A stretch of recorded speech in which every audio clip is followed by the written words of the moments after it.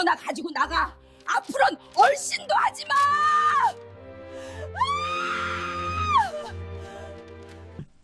빗줄기가 베란다 난간을 두들기던 날이었다. 현관 앞 바닥에 내가 들고 나갈 짐이라고는 작은 캐리어 하나와 색이 바랜 손가방 하나뿐이었다. 시어머니는 팔짱을 낀 채 신발장에 기댄 얼굴로 나를 내려다보았다. 좋게 끝내줬다. 서류에도 도장 찍었고 아이 양육은 우리 쪽에서 다 책임질 거다. 너는 그냥 잊고 살아라. 남편은 아무 말 없이 뒤에서 서류 봉투만 부여잡고 있었다. 나는 마지막 기대를 버리지 못하고 입술을 깨물며 물었다. 어머니, 하준이, 잠깐만이라도 볼 수는 없을까요? 마지막 인사만. 딱 한 번만요. 시어머니의 눈빛이 차갑게 흔들렸다. 이혼한 순간부터 넌 그 애랑 남이야. 아이 마음이 더 상하기 전에 빨리 나가라. 우는 소리 그만하고. 그때 안방에서 들려오는 아이 울음소리가 현관까지 번져왔다. 엄마, 엄마 어디가? 엄마 오지 마. 가지 마. 나는 그 소리에 두 다리가 풀리는 것 같았다. 그대로 현관 앞에 주저앉고 싶었지만 시어머니의 손이 쾅 하고 문틀을 잡았다. 들어갈 생각하지 마라. 오늘 안으로 정리 안 하면 짐 다 내다 버린다. 알아서 나가라. 그 말과 함께 시어머니가 부엌 쪽으로 돌아갔다가 손에 구겨진 종이 한 장이 든 봉투를 하나 들고 나왔다. 그리고는 내 캐리어 위로 툭 던지듯 내려놓았다. 내가 마지막으로 들고 나가야 할 건 이것뿐이다. 그냥 추억 정도로나 가지고 나가라. 봉투 입구 사이로 알록달록한 크레파스 색이 스쳐 보였다. 아이가 그린 그림이라는 건 한눈에 알 수 있었다. 다른 건 없다.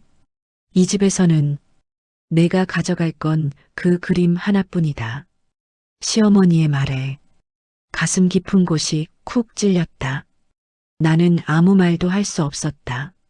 남편은 끝까지 나와 눈을 맞추지 않았다. 현관문이 닫히는 소리와 함께 집안에서 들려오던 아이의 울음도 두꺼운 문 너머로 막혀버렸다. 그 순간 나는 깨닫고 말았다. 이 집에서의 시간, 며느리로서의 삶, 아내로서의 이름, 그리고 엄마라는 호칭까지도 한꺼번에 잘려나갔다는 것을 빗속으로 캐리어를 끌고 나오는 동안 내 손에는 그 구겨진 봉투가 마지막 부적처럼 쥐어져 있었다. 나는 길 위에서 봉투를 꾹 눌러쥐며 속으로 중얼거렸다. 다시 서겠다. 다시 찾겠다. 그리고 언젠가 오늘 이 순간을 내가 기억하고 싶은 방식으로 되돌려 놓겠다. 그때는 몰랐다. 시어머니가 아무렇지 않게 던져준 이 그림 한 장이 언젠가 그들을 무릎 꿇게 만들 것이라는 사실을. 시계가 몇 시를 가리키는지도 모른 채 나는 버스와 지하철을 몇 번이나 갈아탔다. 손에 쥔 돈은 몇 달 동안 마트 계산대와 편의점에서 일하며 야금야금 모아둔 비상금이 전부였다. 갈 곳이 없다는 현실이 몸보다 마음을 더 무겁게 짓눌렀다. 그날 밤 나는 결국 역 근처 고시원 한 칸으로 들어가게 되었다. 작은 창문 하나, 싱크대 대신 구석에 놓인 싱글 침대 하나, 그리고 사람 하나 겨우 통과할 만큼 좁은 통로. 짐을 구석에 밀어넣고 나니 손에 쥐고 있던 봉투만 유난히 눈에 띄었다. 나는 침대에 앉아 두 손으로 봉투를 천천히 뜯었다. 안에서 구겨진 도화지 한 장이 나왔다. 크레파스로 그린 아이의 그림. 퇴근 후 허겁지겁 밥을 차려주고 같이 색칠놀이를 하던 날 하준이가 나를 보며 말했었다. 엄마랑 나랑 같이 있는 집이야. 여기 엄마, 여기 나, 여기 우리 집. 그때는 그림 한 장이 그냥 귀여운 추억일 뿐이라 생각했다. 그림 속 엄마는 웃고 있었고 아이도 두 팔을 번쩍 들고 웃고 있었다. 그런데 지금 이 그림은 모든 것을 잃어버린 내가 유일하게 가지고 나온 전부가 되어 있었다. 도화지 귀퉁이에는 떨리는 글씨로 아이 이름이 적혀 있었다. 아준. 그리고 그 옆에 작게 적힌 한 줄. 엄마 사랑해. 글씨를 보는 순간 가슴이 무너져 내렸다. 나는 그림을 품에 안고 한동안 숨도 제대로 쉬지 못했다. 이 집에서는 더 이상 엄마라 불릴 수 없는 사람이 되었지만 이 그림 속에서는 여전히 아이의 엄마였다. 눈물이 솟구쳤다. 하지만 기묘하게도 그 눈물 속에서 한 가지 생각이 또렷하게 떠올랐다. 이 그림만은 절대 잃지 말자. 언젠가 이 그림 앞에서 아이와 다시 마주 앉을 날을 만들자. 내가 얼마나 버텼는지, 어떻게 다시 일어섰는지, 그때 웃으면서 말해줄 수 있는 날까지 이 그림을 나 자신을 묶어두는 약속처럼 지키자. 나는 그림 내 귀퉁이를 조심스레 펴서 고시원 벽에 붙였다.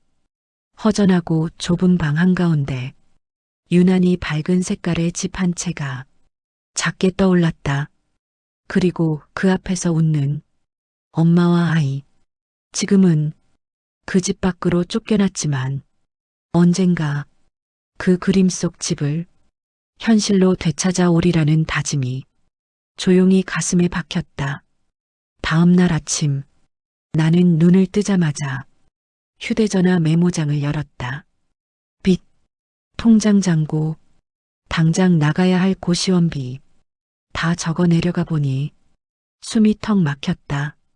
그래도 손에 남은 것은 하나 있었다. 일을 할 수 있는 몸, 그리고 다시 일어날 수밖에 없는 이유. 내가 쓰러지면 아이에게 돌아갈 길이 완전히 끊긴다는 사실. 나는 편의점 야간 알바 자리, 식당 서빙, 주말 설거지, 할 수 있는 일은 죄다 찾기 시작했다. 낮에는 마트 계산대에서 영수증 필요하십니까? 를 기계처럼 반복하고 밤에는 편의점에서 라면을 사러 오는 학생들에게 거스름돈을 건넸다. 손에 밴 음식 냄새, 허리에 내려앉은 통증, 무릎이 욱신거릴 때마다 고시원 방 벽에 붙은 아이의 그림이 떠올랐다. 엄마 사랑해. 짧은 글씨 한 줄이 다시 앞을 보게 만들었다. 어느 날 마트에서 계산을 마치고 포장을 도와주던 중이었다. 빙글빙글 도는 아이를 엄마가 붙잡으며 소리쳤다. 가만히 좀 있어. 엄마 힘들단 말이야. 아이는 울음이 터질 듯한 얼굴이었고 엄마의 얼굴은 이미 지쳐 있었다. 나는 무의식적으로 아이 앞에 쪼그려 앉아 작게 물었다. 이름이 뭐야? 좋아하는 건 뭐야? 아이는 훌쩍이며 대답했다. 공룡이랑 색칠하기. 나는 계산대 옆에 있던 서비스용 스티커 하나를 꺼내 조용히 아이 손에 쥐어주었다. 아이 표정이 살짝 풀어졌다. 그 모습을 잠시 바라보던 아이 엄마가 나를 보며 말했다. 혹시 아이들 상대하는 일 해보셨어요? 아이 표정 바뀌는 게 신기해서요. 나는 그 말에 순간 할 말을 잃었다. 아이 앞에서는 늘 이렇게 이야기하곤 했다. 괜찮아. 엄마 여기 있어. 천천히 말해도 돼. 그 습관이 나도 모르는 사이 다른 아이 앞에서 나온 것이었다. 그날 밤 나는 고시원 침대에 누워 한 가지를 검색했다. 아동 상담, 아동 심리센터, 놀이치료, 수많은 단어들 사이에 자꾸 눈길이 멈추던 문장 하나. 상처받은 아이의 마음을 그림과 놀이로 풀어주는 일. 화면을 내려보던 손가락이 천천히 멈춰섰다. 아이가 그려준 그림 한 장이 내 유일한 전부였는데 그림으로 아이들을 돕는 일이라니 왠지 운명처럼 느껴졌다. 그래, 내가 할 수 있는 일은 이쪽일지도 모르겠다. 나는 휴대전화 메모장 상단에 새로운 한 줄을 적었다. 아동 상담 자격증. 아동 상담을 검색해 보니 현실은 냉정했다. 학원 수강료, 자격증 응시료, 교재비, 어느 것 하나 적은 돈이 아니었다. 하지만 나는 이미 알고 있었다. 지금 이곳 시원방에서 편의점과 마트를 오가며 숨만 쉬듯 버티는 인생으로는 다시 아이 곁으로 당당히 다가갈 수 없다는 사실을 지금부터 2년 미친 듯이 모으고 미친 듯이 공부하자. 나는 나 스스로에게 기한을 정했다. 낮에는 마트, 밤에는 편의점, 주말에는 식당 설거지. 하루에 서 있는 시간만 12시간을 훌쩍 넘겼다. 눈꺼풀이 내려앉고 몸이 비틀거릴 때마다 고시원방 벽에 붙은 그림 앞에서 잠깐 눈을 감았다. 하준아, 엄마가 조금만 더 버틸게. 조금만 더. 그리고 몇 달 뒤 나는 드디어 야간 아동 심리 과정 수강료를 한꺼번에 납부했다. 낡은 학원 건물, 세 번째 층, 아동 심리라고 적힌 교실. 교실 문을 열고 들어가자 나와 비슷한 또래의 여성들, 아이를 키우는 엄마들, 이미 유치원 교사로 일하는 사람들까지 여러 얼굴이 모여 있었다. 강사는 말했다. 오늘부터 여러분은 아이 마음을 듣는 훈련을 시작합니다. 아이들이 말을 하지 않아도 몸짓과 그림, 놀이 속에서 그 마음을 읽어줄 사람이 되는 겁니다.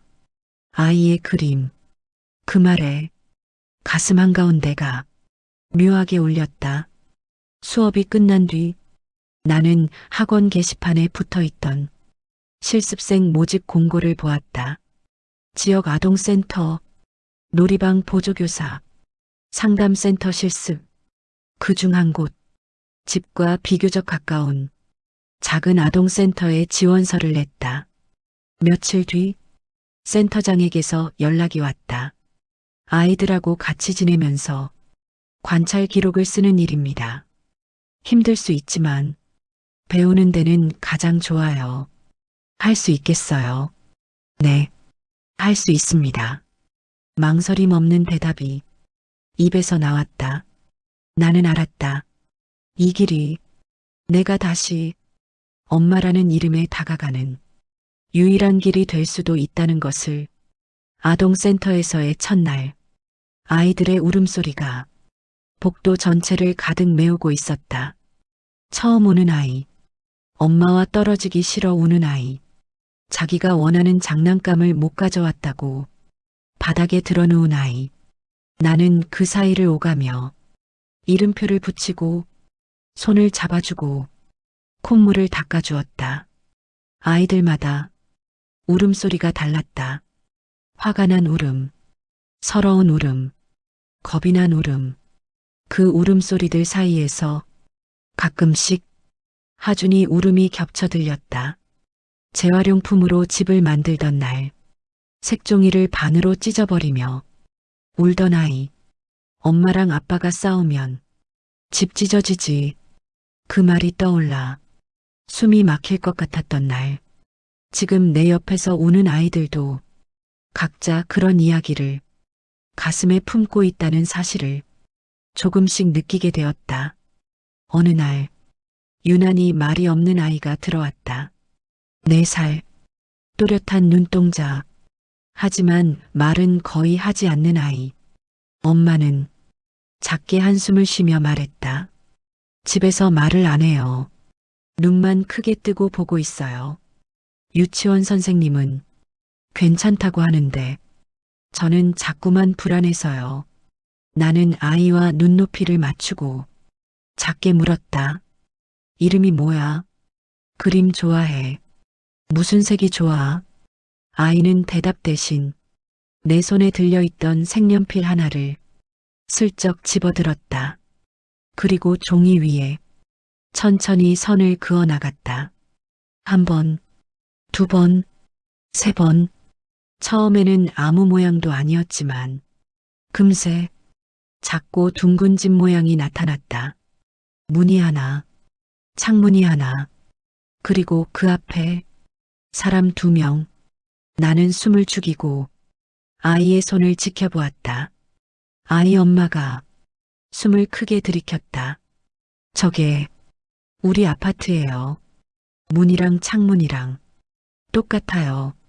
아이의 손이 집 문 앞에 서 있는 사람을 진하게 칠했다. 그리고는 옆에 있는 사람은 연하게 그렸다. 나는 조심스럽게 물었다. 진하게 칠한 사람은 누구야? 아이의 입에서 작게 소리가 났다. 아빠. 그 옆에 사람은. 아이는 잠시 멈칫하더니 연하게 그린 사람을 손바닥으로 쓱 문질렀다. 그리고는 새하얀 공간만 남겨두었다. 없어.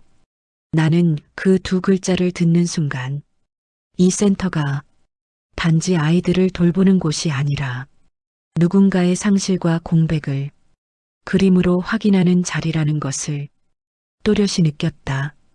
그리고 언젠가 내 아이도 이렇게 그림을 통해 나를 지웠을지도 모른다는 사실이 가슴을 깊게 찔렀다.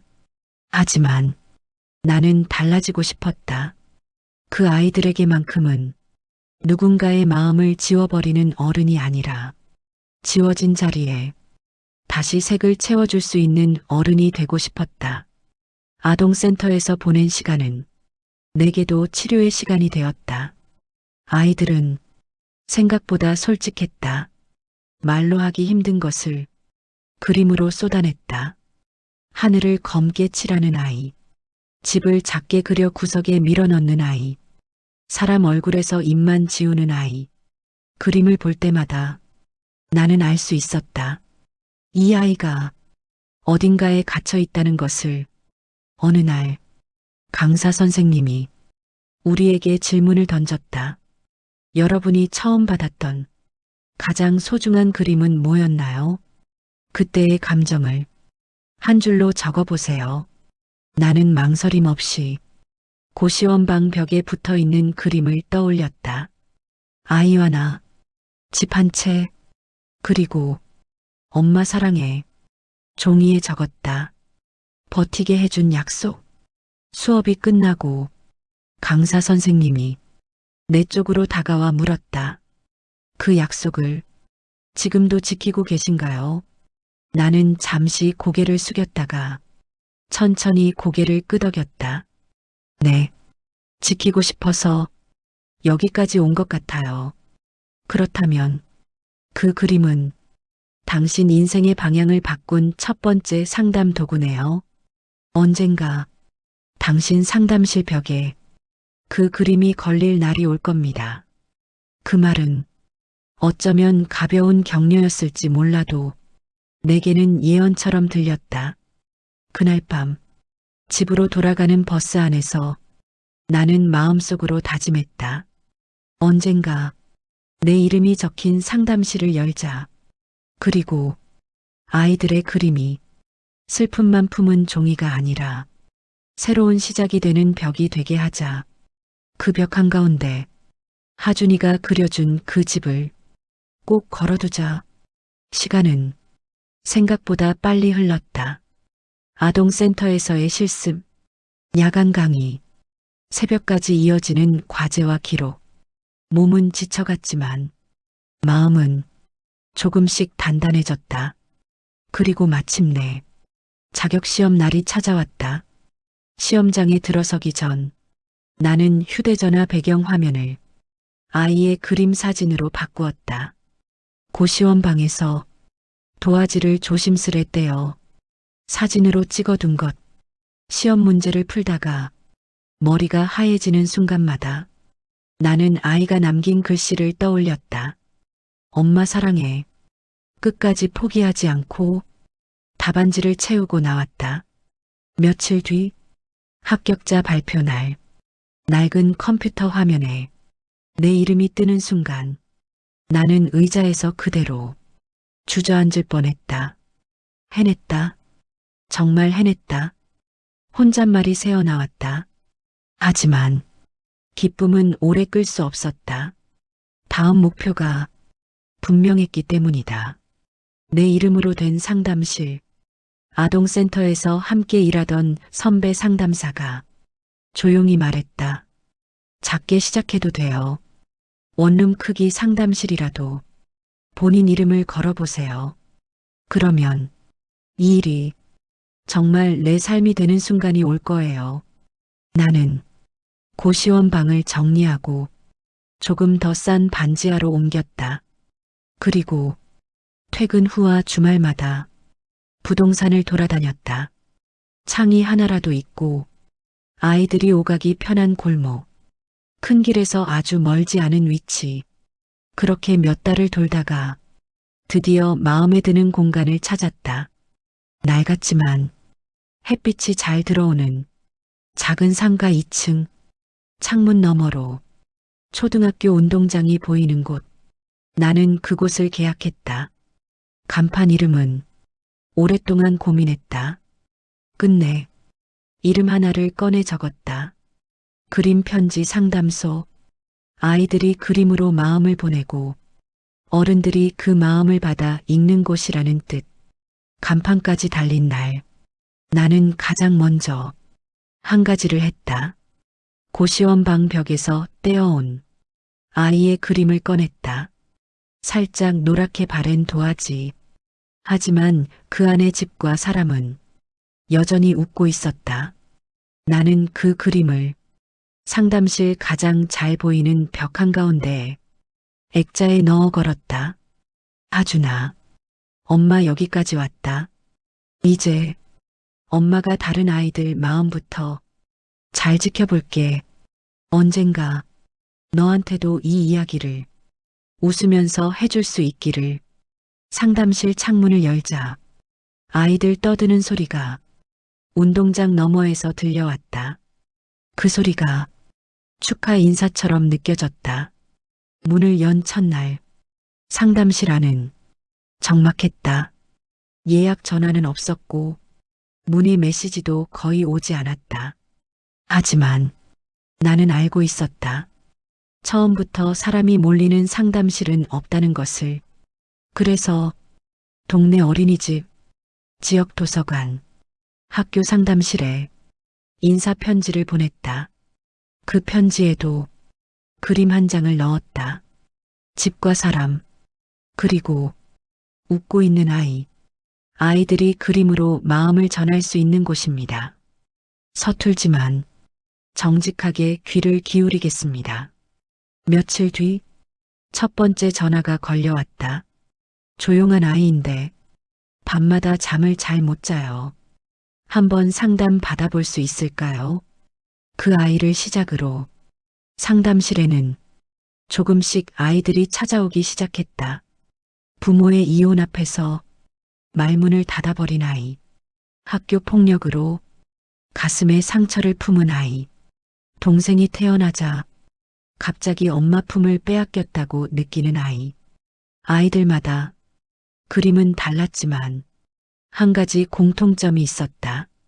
그림 속 어딘가에는 자기 자리라고 믿었던 공간이 흐릿하게 흔들리고 있다는 것. 나는 하나하나의 그림 앞에서 아이와 같이 앉아 물었다. 여기 사람은 누구야? 이 색은 어떤 기분이야? 여기 없는 사람은 없어. 아이들은 조금씩 말하기 시작했다. 아빠, 엄마, 나였는데 지금은 없어. 그 말을 들을 때마다 내 가슴 어딘가도 같이 울렸다. 하지만 이제 나는 무너져 주저앉는 사람이 아니라 옆에 함께 앉아줄 사람이었다. 그 사실이 나를 버티게 했다. 상담실 입구 문고리를 잡을 때마다 나는 벽에 걸린 그림을 한 번씩 바라보며 속으로 중얼거렸다. 하준아, 엄마는 다른 아이들 마음도 최선을 다해 지켜볼게. 그래야 언젠가 너 앞에 섰을 때 부끄럽지 않을 것 같아서. 그렇게 몇 해가 흘렀다. 그리고 어느 날 그림 편지 상담소 문 앞에 낯익은 성씨가 적힌 예약표가 걸리게 된다. 박. 그리고 익숙한 이름을 보는 순간 손에서 펜이 떨어질 뻔했다. 박민수, 전 남편의 이름이었다. 상담 신청서에는 간단한 가족 정보가 적혀 있었다. 부모, 조부모, 그리고 아이. 아이 이름을 보는 순간 내 심장이 한 번 더 크게 뛰었다. 박하준. 이름은 그대로였다. 나와 남편이 오래 고민 끝에 지은 이름. 하늘하. 준비할 준. 넓은 하늘 아래 무엇이든 준비된 삶을 살라고 지어준 이름. 하지만 현실은 그 이름과 정반대인 순간을 살고 있을지도 몰랐다. 상담 신청서 사연 칸에는 짧게 적혀 있었다. 최근 들어 밤에 자주 깨고 심하게 악몽을 꾼다. 학교에서는 말수가 줄고 친구들과 어울리려 하지 않는다. 가족 이야기를 꺼내면 표정이 굳어버린다. 문장을 읽는 동안 가슴이 서늘해졌다. 그 사이 시어머니와 남편에게 무슨 일이 있었던 걸까? 몇 해 전 지인을 통해 시어머니 집이 무리한 투자로 어려움을 겪었다는 소문을 어렴풋이 들은 적이 있다. 남편은 회사 구조조정으로 힘들어했다는 얘기도 들었다.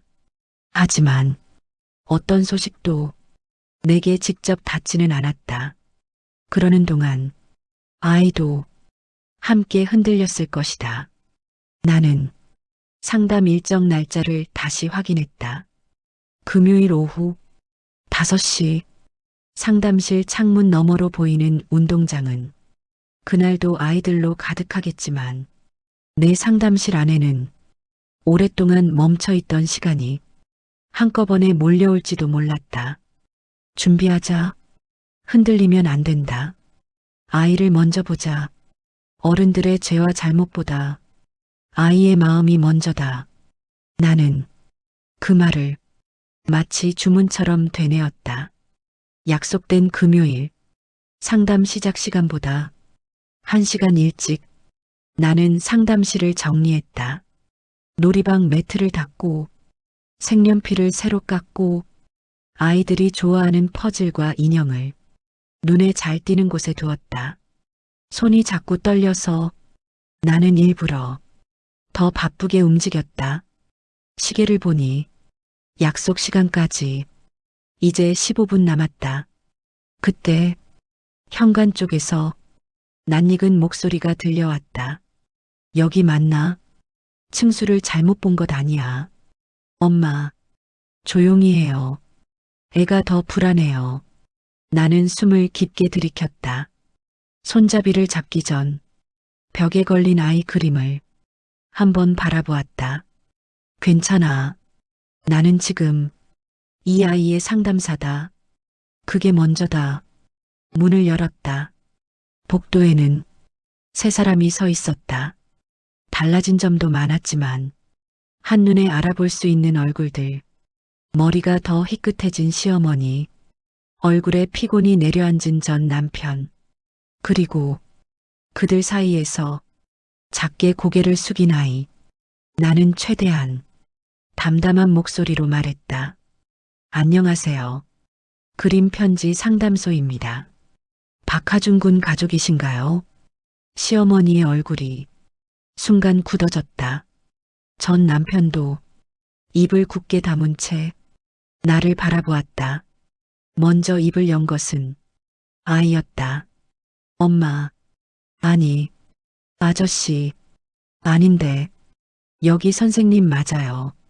입에서 나갈 뻔한 호칭을 아이 스스로 고치며 혼란스러운 표정을 지었다. 시어머니는 놀란 눈으로 나를 위아래로 훑어보더니 억지로 표정을 정리했다. 설마 했는데 세상이 참 좁네. 여기서 보게 될 줄은 몰랐네. 나는 짧게 대답했다. 상담실 안으로 들어오시겠어요.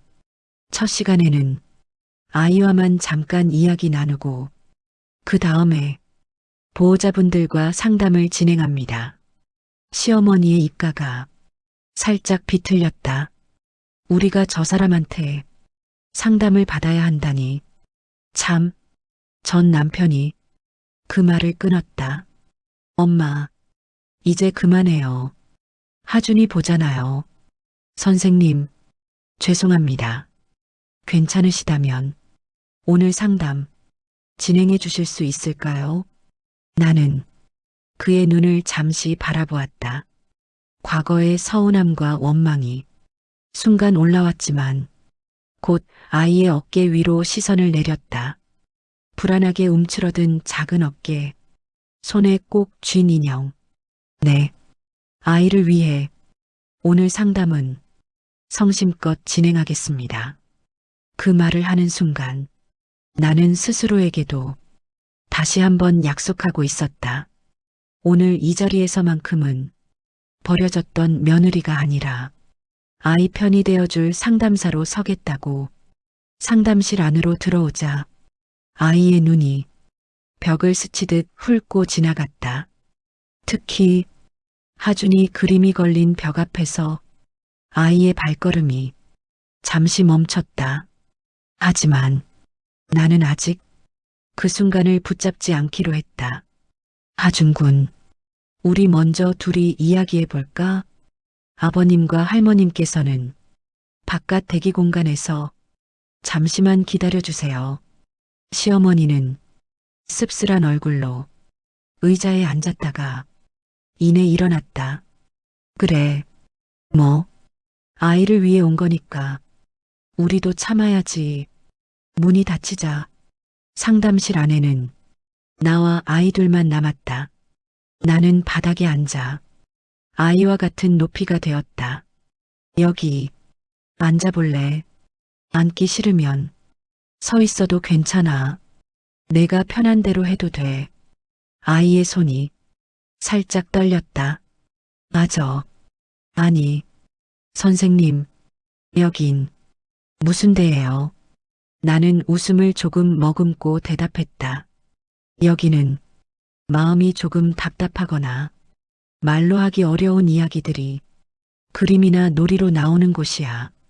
얘기하고 싶을 때 얘기하고 하기 싫은 이야기는 안 해도 돼. 아이의 어깨가 조금 내려앉았다. 나는 색연필 상자를 열었다. 혹시 그림 좋아해? 아이의 눈이 색연필 위로 떠올랐다. 응, 근데 요즘은 잘 안 그려요. 그리면 할머니가 쓸데없는 것 한다고 해서. 그 말에 가슴이 찌릿했다. 하지만 표정은 최대한 조용히 유지했다. 그럼 오늘은 쓸데없는 게 아니라 중요한 일로 그려볼래. 여기서는 내가 그리는 게 가장 중요한 일이거든. 아이의 눈에 조금씩 빛이 들어왔다. 나는 도화지를 한 장 꺼내 아이 앞에 놓았다. 무엇이든 괜찮아. 지금 떠오르는 걸 마음 가는 대로 그려볼까? 아이의 손이 천천히 움직이기 시작했다. 선이 하나, 둘, 셋. 그리고 도화지 위에 작은 집 한 채가 나타났다. 그 앞에 사람이 2명. 한 사람은 집 문 앞에 서 있었고 다른 한 사람은 집에서 조금 떨어진 곳에 서 있었다. 나는 천천히 물었다. 여기 서 있는 사람은 누구야? 문 앞에 있는 사람은 아빠, 저쪽에 있는 사람은 나. 둘이 사이가 어떤 것 같아. 아이의 손이 집에서 떨어진 사람을 진하게 한 번 더 칠했다. 멀어요. 가까이 가고 싶은데 못 가요. 자꾸 싸우니까. 나는 숨을 깊게 들이켰다. 누가 자꾸 싸워. 아이의 눈이 잠시 망설였다. 할머니랑 아빠랑 그리고 엄마였던 사람이랑 예전에 많이 싸웠대요. 근데 나는 잘 기억이 안 나요. 그래도 꿈에서 자꾸 누가 떠나가요. 꿈에서 누가 떠나간다는 말.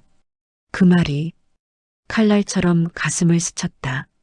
아이의 기억 속에서 나는 어떤 사람으로 남아있을까?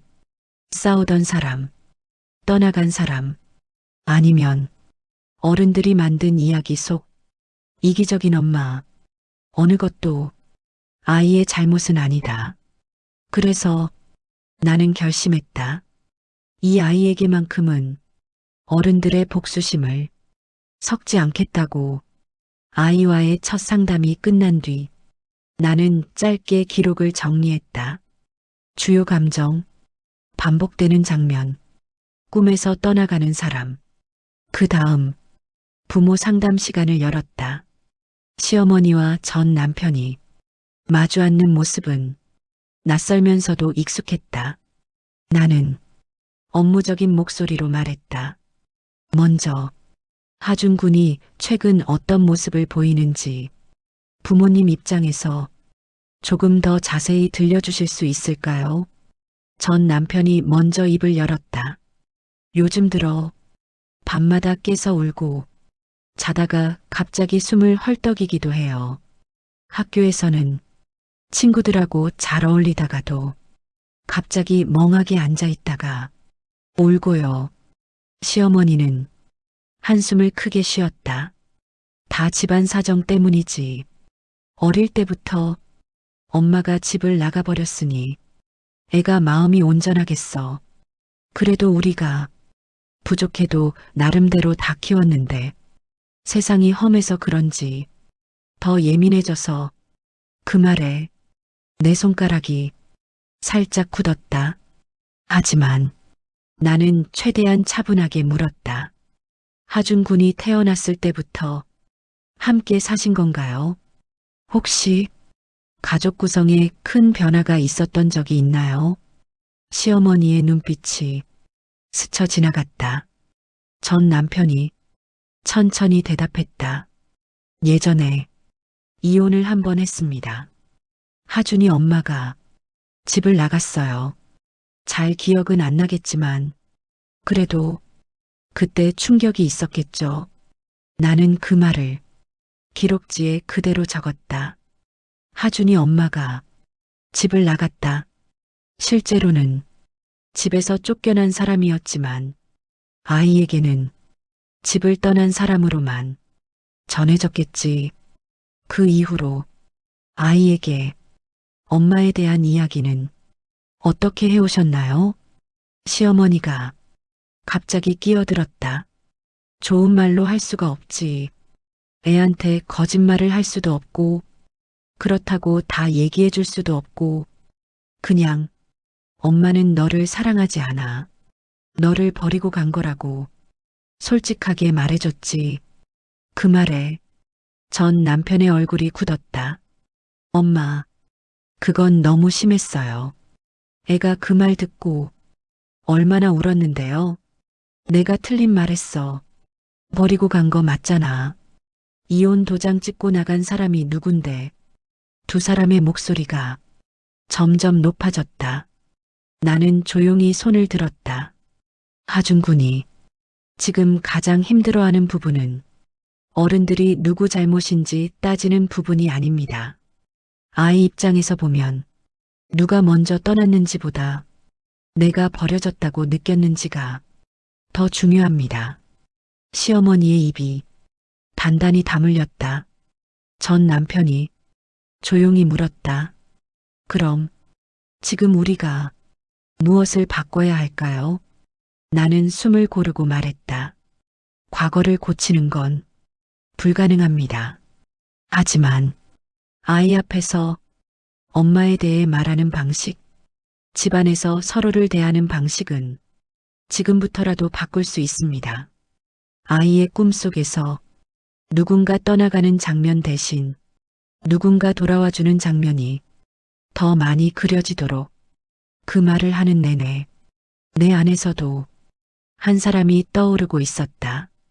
하준의 엄마, 그리고 이 자리에 앉아 있는 나. 두 번째 상담 날, 아이의 발걸음은 첫날보다 조금 가벼웠다. 선생님, 오늘은 무슨 그림 그려요? 나는 웃으며 대답했다. 오늘은 하준이가 제일 그리고 싶은 걸 그려보자. 그리고 오늘은 내가 먼저 하준이에게 그림 하나 보여주고 싶어. 아이의 눈이 동그랗게 커졌다. 나는 벽 쪽으로 걸어가 가장 가운데 걸린 액자를 가리켰다. 이 그림, 어떤 느낌이 들어? 아이의 시선이 점점 가까이 다가갔다. 도화지 속, 작은 집, 엄마와 아이, 그리고 귀퉁이에 적힌 글씨, 엄마 사랑해. 아이의 발걸음이 그 자리에서 멈췄다. 이거 나 그림 같아. 근데 아닌가. 집 모양이 우리 집이랑 비슷해. 아이의 손이 액자 유리에 닿았다. 선생님, 이 그림 누가 그렸어요? 나는 심장이 크게 뛰는 소리를 억지로 눌렀다. 이 그림은 아주 오래전에 어떤 아이가 엄마에게 선물로 그려준 거야. 그 엄마가 이 그림을 보면서 버티고 버텨서 지금 여기까지 와서 상담실을 열게 됐어. 아이의 눈이 점점 더 초롱초롱해졌다. 그럼 그 엄마는 지금 어디 있어요? 그 아이는요? 나는 아이를 바라보았다. 그 아이는 지금 자기만의 이야기를 다시 찾는 중이야. 그리고 그 엄마는 이 상담실에서 많은 아이들의 이야기를 듣고 있어. 아이의 눈이 살짝 떨렸다. 저 글씨, 엄마 사랑해. 그거 내 글씨랑 비슷해요. 나도 언제 이런 글씨 쓴 적 있는 것 같아. 그 말에 가슴이 조용히 무너졌다. 기억의 어느 조각 속에 아직도 남아있는 나의 흔적. 하지만 나는 서두르지 않기로 했다. 하준아, 혹시 너도 누군가에게 하고 싶은 말이 있어? 아이의 목소리가 조금 떨렸다. 응, 근데 말하면 할머니가 싫어할 것 같아. 아빠도 속상해할 것 같고. 나는 색연필 상자를 다시 열었다. 그럼 오늘은 말 말고 그림으로 적어볼까? 누구에게도 보여주지 않아도 돼. 원하면 나랑 둘이서만 볼 수도 있어. 혹은 그림이 다 말해줄 수도 있고. 아이의 손이 천천히 도화지를 향했다. 그리고 또 한 번 집이 그려지기 시작했다. 이번에는 집 앞에 서 있는 사람의 수가 셋이었다. 나, 아빠, 그리고 얼굴이 빈 사람 하나. 아이의 손이 얼굴이 비어 있는 사람 주위를 맴돌았다. 눈, 코, 입을 그려 넣으려다 자꾸만 멈췄다. 나는 조용히 물었다. 여기 비어 있는 사람은 누구일까? 아이의 눈망울이 흔들렸다. 모르겠어요. 근데 있으면 좋겠어요. 집 앞에 같이 있는 사람. 옛날에 있었던 것 같기도 하고. 아이의 목소리가 점점 낮아졌다. 할머니는 엄마는 나를 버리고 갔다고 해서 아빠도 말을 잘 안 해요. 그래도 가끔 꿈에서 따뜻한 냄새가 나요. 내 머리를 만져주는 손 같고, 노래도 들리는 것 같고, 그 말에 눈시울이 뜨거워졌다. 아이에게 나는 어떤 기억으로 남아 있었을까? 팔베개를 해주던 밤, 머리를 쓰다듬으며 작은 자장가를 불러주던 목소리, 그것들이 아이 꿈속에서 희미한 조각으로 남아있다면 그것만으로도 조금은 다행일지도 몰랐다. 하준아, 여기 비어있는 사람의 얼굴, 지금은 그리지 않아도 괜찮아. 대신에 마음속으로만 한번 떠올려 볼래. 그 사람이 어떤 표정을 하고 있는지, 어떤 말을 해주는지. 아이의 눈이 감겼다. 잠시 후 아이의 입술이 움직였다. 괜찮다고 할 것 같아요. 하준아, 괜찮아. 괜찮다고. 울고 싶으면 울라고. 조금 더 자고 싶으면 더 자도 된다고. 그렇게 말할 것 같아요. 나는 아이의 말을 그대로 되돌려 주었다. 그래, 그 사람은 하준이에게 괜찮다고 말해주는 사람이구나. 그럼 오늘은 그 사람 얼굴 대신 그 사람이 해준 말을 여기 적어볼까? 나는 도화지 아래쪽에 작게 글씨를 썼다. 괜찮아. 울어도 돼. 나는 여기 있어. 아이의 눈이 그 글씨 위에서 멈췄다. 이거 선생님이 쓴 거예요. 응.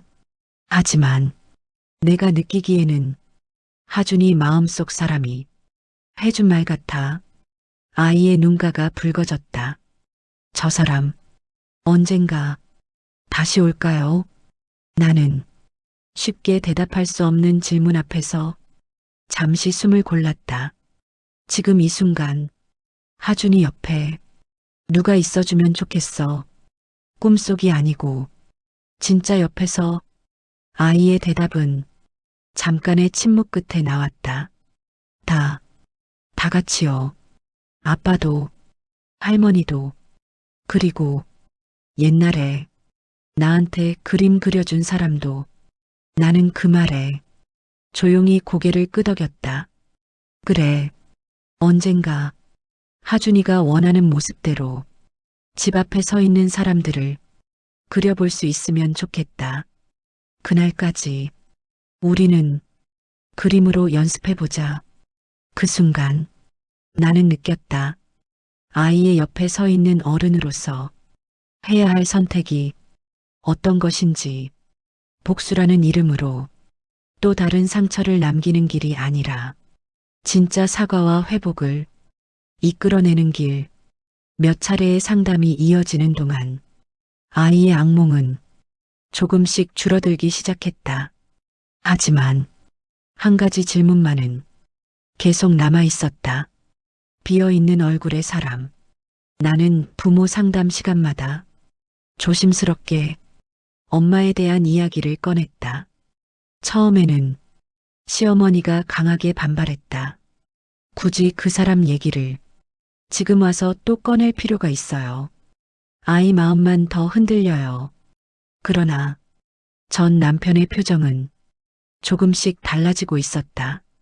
어쩌면 내가 너무 한쪽 이야기만 아이에게 들려준 건지도 모르겠어요. 그래도 이미 늦었잖아요. 그때 나는 조용히 말했다. 늦었다는 말은 어른들이 책임을 내려놓기 위해 자주 쓰는 표현입니다.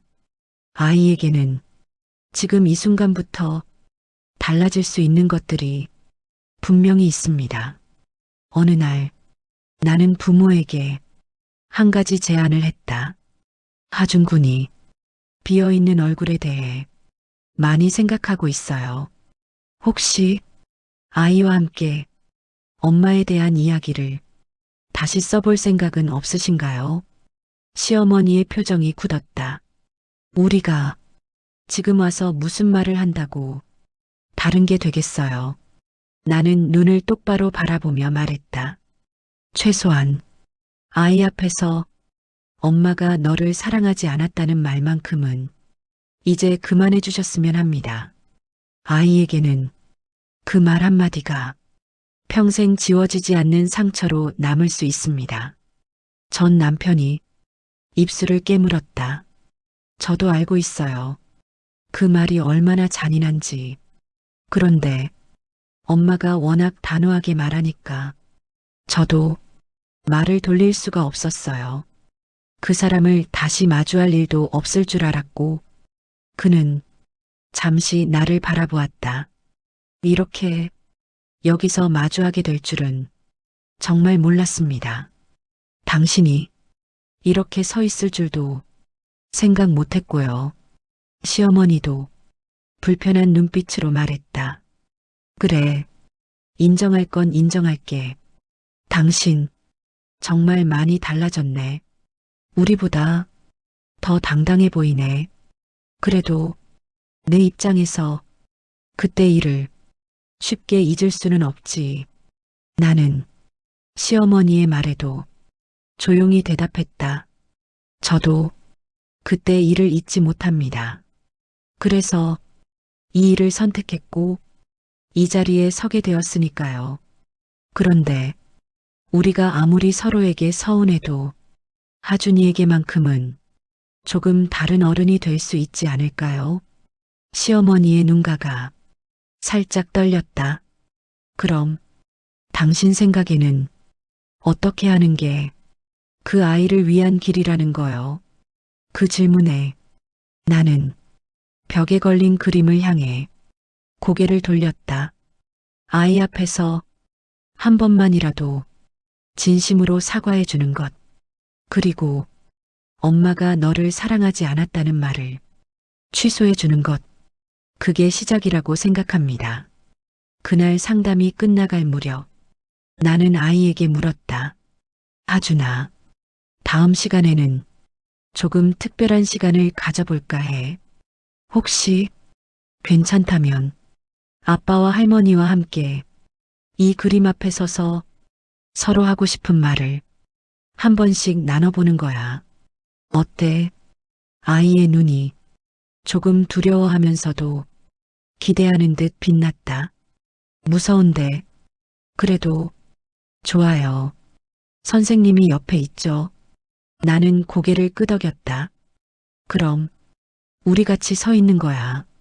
그 그림 앞에 마지막 상담 날 상담실에는 네 사람이 서 있었다. 아이, 아버지, 시어머니, 그리고 나. 우리는 함께 벽에 걸린 그림 앞에 섰다. 오늘은 이 그림 앞에서 서로에게 하고 싶은 말을 한 번씩 나눠보는 날이야. 누구부터 할까? 잠시 침묵이 흘렀다. 먼저 입을 연 사람은 뜻밖에도 시어머니였다. 내가 먼저 할게. 시어머니는 한 걸음 앞으로 나갔다. 그녀의 눈이 그림 속 집과 글씨를 오래 바라보았다. 이 그림, 당신이 그렸지. 어릴 때 도화지에 낙서하는 줄 알고 내가 많이 못마땅해 했는데 아이의 눈이 둥글게 커졌다.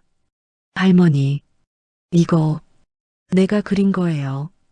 그래, 내가 그린 거야. 그때는 나는 이게 그냥 종이 한 장인 줄 알았어. 그래서 저 사람 내쫓을 때 그림만 하나 쥐어주고 문을 닫았지. 시어머니는 조금씩 목소리가 떨리기 시작했다. 근데 지금 보니까 이게 종이가 아니라 내 마음이었더라. 내가 엄마한테 건네준 마음이었는데 나는 그걸 비웃으면서 내던졌어. 그녀는 손으로 얼굴을 가렸다. 하준아, 할머니가 그때 너한테 큰 거짓말을 했다.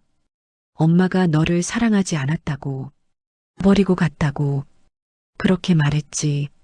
그 말 다 거짓말이다. 엄마는 너를 사랑했다. 많이 사랑했다. 그걸 이 그림이 보여주고 있잖아. 아이의 눈에서 눈물이 뚝 떨어졌다. 전 남편이 그 옆에서 조용히 입을 열었다. 나도 미안하다. 너를 지키겠다고 하면서 사실은 내가 더 편한 쪽으로만 생각했던 것 같아.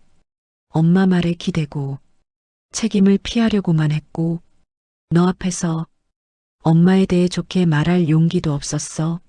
너를 위해서라는 말 뒤에 내가 숨어버렸던 거야. 아이의 어깨가 작게 떨렸다. 그러면 왜 엄마를 찾으러 가지 않았어요? 왜 한 번도 엄마 얘기를 안 했어요? 남편의 목소리가 갈라졌다. 용기가 없었다. 다시 마주했을 때 우리가 더 추한 모습으로 보일까봐 무서웠다. 근데 이젠 안 도망치려고 한다. 지금이라도 진실을 말하려고 한다. 아이의 시선이 내게로 돌아왔다. 선생님, 근데 왜 이 그림이 여기 있어요? 엄마가 그때 들고 나갔다면서 그래서 이 상담실에 걸려 있는 거예요. 모든 시선이 나를 향했다. 나는 오래 숨겨두었던 말을 조용히 꺼냈다. 맞아. 이 그림은 하준이가 나한테 준 거야. 하준이가 엄마에게 처음으로 그리고 마지막으로 건넸던 선물. 아이의 입술이 떨렸다. 선생님이 왜 그걸 가지고 있어요? 나는 한 발 앞으로 다가섰다. 하준아, 나는 내가 어릴 때 밤마다 안아주던 사람이고 내가 처음 엄마라고 부르던 그 사람이다. 누군가의 말처럼 너를 버리고 떠난 사람이 아니라 집에서 쫓겨나면서 이 그림 한 장만 들고 나온 사람이다. 아이의 눈에 복잡한 감정이 뒤섞였다. 그럼 선생님이 엄마예요. 나는 조용히 고개를 끄덕였다. 그래, 늦었지만, 정말 늦었지만, 지금이라도 진실을 말하고 싶었어. 나는 너를 사랑했다. 지금도 사랑한다. 그런데 어른들의 싸움 때문에 너를 지키지 못했다. 그게 평생의 후회로 남아있다. 아이의 눈에서 눈물이 쏟아졌다. 그러면 왜 이제야 왔어요? 왜 그때 나한테 안 왔어요? 나는 아이 앞에 무릎을 꿇었다. 내가 물으면 언제든 대답할 준비를 하고 있었어. 하지만 어른들끼리의 사정으로 너에게 다가갈 수 없었어. 법적 거리, 경제적인 현실, 그리고 무엇보다 내가 이미 알고 있을지도 모를 나에 대한 이야기 때문에 감히 내가 먼저 손을 뻗기가 두려웠다. 나는 깊게 숨을 들이켰다. 그래도 버티고 버티면서 이 그림이 있는 곳까지 걸어왔어. 언젠가 너와 마주 섰을 때 변명만 하는 사람이 아니라 누군가의 마음을 지켜줄 수 있는 사람이 되고 싶어서 아이들을 위해 상담실을 열었고 그 끝에서 너를 다시 만났다. 아이의 두 주먹이 꽉 쥐어졌다. 잠시 후 작은 손이 내 어깨 위에 올랐다. 나 아직 잘 모르겠어요. 엄마가 정말 좋았던 기억도 있고 무서웠던 이야기들도 많이 들었고 머리가 복잡해요. 그래도 하나 말할 수 있는 건 있어요. 나는 떨리는 목소리로 물었다. 어떤 거니? 엄마가 이 그림을 버리지 않고 가지고 있었다는 거. 그건 조금 좋아요. 나는 더 이상 말을 잇지 못했다. 눈물이 턱선까지 흘러내렸다. 시어머니와 남편은 그 모습을 조용히 지켜보고 있었다. 그 순간 나는 깨달았다. 내가 상상했던 복수는 이들의 삶을 무너뜨리는 것이었다. 하지만 진짜 복수는 버려졌던 사람이 가장 단단한 자리에서 아이의 마음을 지키는 어른이 되어 서는 것.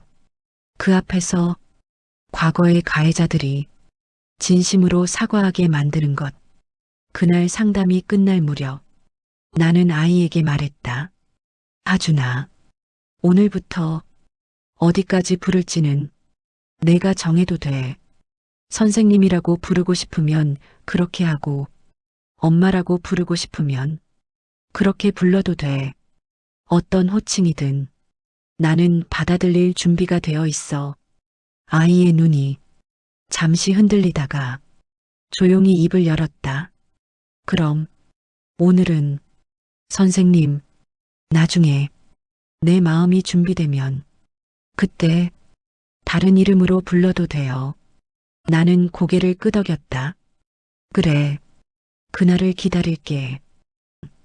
그날 밤 상담실 문을 닫고 난 뒤 나는 벽에 걸린 그림 앞에 섰다.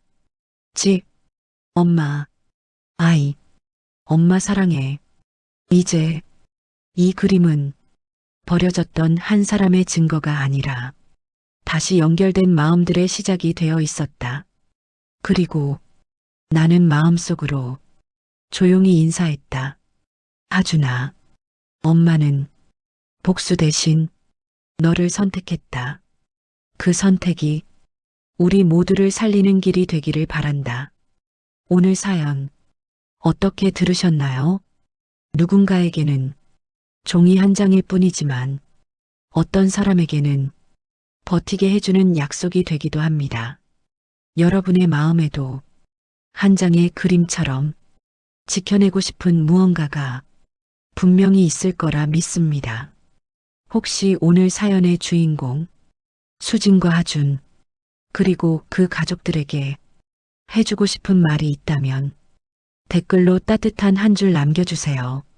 그 한 줄이 누군가에게는 또 다른 버팀목이 될지도 모릅니다. 지금 이 순간에도 각자의 자리에서 하루를 버티고 계신 여러분, 정말 수고 많으셨습니다. 당신의 오늘은 그 자체로 충분히 의미 있습니다. 앞으로도 이런 사연을 계속 듣고 싶으시다면 구독과 좋아요는 이 채널을 이어가는 가장 큰 힘이 됩니다.